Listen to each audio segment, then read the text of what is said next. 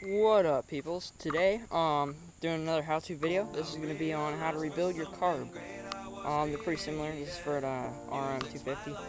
Um, I usually make videos when I work on the bike, but I got new spoke skins, new tires, frame guards, shifter stuff since the last video. I didn't have time to do that, but I'm gonna make time to do this carb rebuild video. I gotta replace one gasket between the reeds and the intake. That's leaking a little bit, so I might as well rebuild the carb while I'm at it.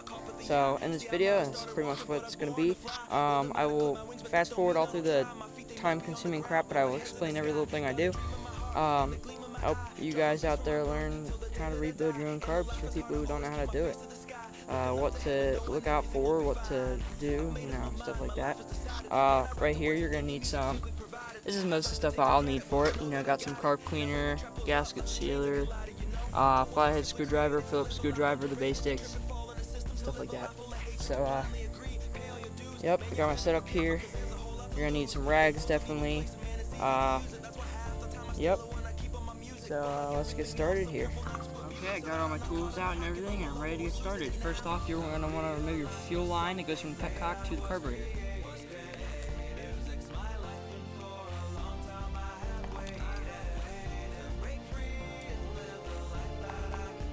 Now that we've got that out of the way, we're going to have two clamps on the intake and the outtake, or whatever you want to call it, but two clamps here. It's going to take two Phillips screws to go through and clamp them on. I'm going to get them off now.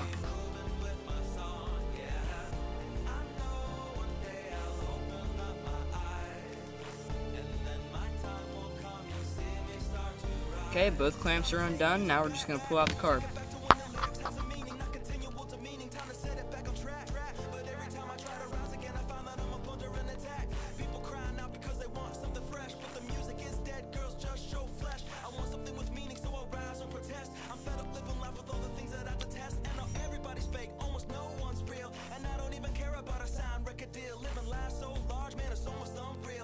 Okay, now that we've got the carb pulled out, you can remove these hoses here.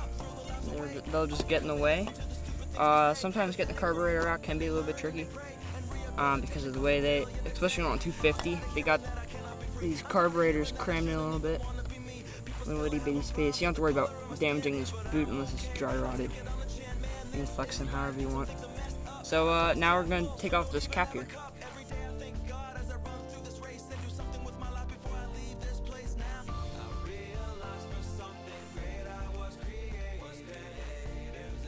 Okay, well, as you can see there, whoever redid this last was not intelligent. Crap, just spilled gas.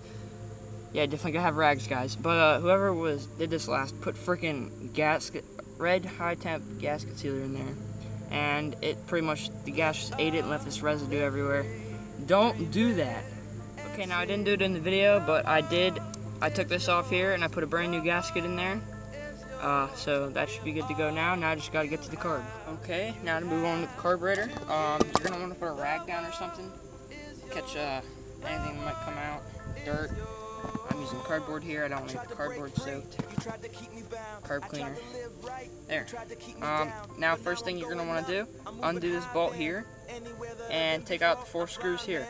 It's kinda crazy, like my feet are lifting off the ground. I'm touching heaven with my hands now to get the sound. But though I'm flying, my head is still level, and I won't be bound down to hear the whispers of the devil. Now the future is here, and it looks real bright, and it can be yours too if you set your path right. I know life can be hard, but you were put here to win. Just refuse to quit when you're down and get back up again. Okay, got them all out. I didn't have the right size thing with that on me, so I just took that off the wrench grips. But now this just pops right off. Make sure because they're all different, just keep track where you take it off. And here we got the main jet. Down below here is the pilot jet, and then these are your floats. Now, you're pretty much just going to want to spray everything in here, but be careful because in some of these bikes they have a copper seal here, or just the actual gasket itself and the needle. If you get carb cleaner on that, it will destroy the gasket, and it will show symptoms of like having sticking floats or like high revving and stuff like that.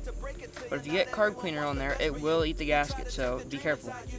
So now I'm just gonna pretty much just take this apart and I'm going to take this casing off, take the jets out, clean them, hose everything down. I'm going to take the needle out and everything, clean that, make sure I don't get anything on the needle.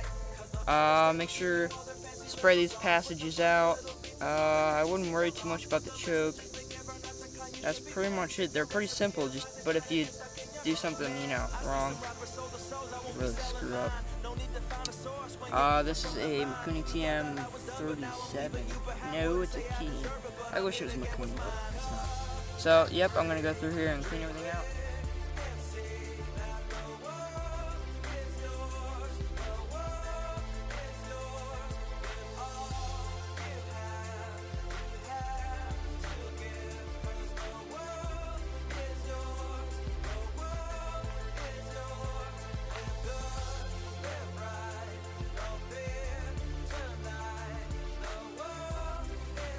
See, that wasn't so hard. I didn't clean anything yet, but here's all the list of parts. This is the pin that holds in the float assembly. You got your main jet, your pilot jet, screws and all that crap, and here's the needle valve I was talking about. That little thing. If you damage that, it won't seal at all. The little spit. So yeah. Here's your floats.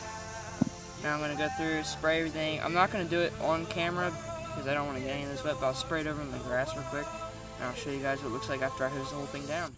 Oh, and of course, make sure you use carb cleaner. This is the generic crap. I wouldn't recommend using this, but this is all I have, so whatever. Okay, so I pretty much got everything cleaned out. I ended up using 2 cans of this carb cleaner. There isn't much in them. Everything's pretty much cleaned out, good to go. There's no dirt or anything, because you don't want a littlest piece of dirt to clog your jets. Any passageway in there. I do recommend getting new gaskets when you do this, but if you're like me and you didn't get any, just what I did is take the old gaskets, if they're not ripped or anything, not damaged or anything. What they'll do is when you use them one time, they contract, and it's usually hard to get them to come back out, like to expand. But what you could do is I got some boiling water and stuck them in the boiling water for about 10-15 minutes. And these are mainly the 2 gaskets that are in here anyway. So, yep. Now it's pretty much just time to reassemble everything. It's the same thing as taking it apart. Right now I'm going to stick the jets in, the outer casing, and the floats. And that's what I'll do here.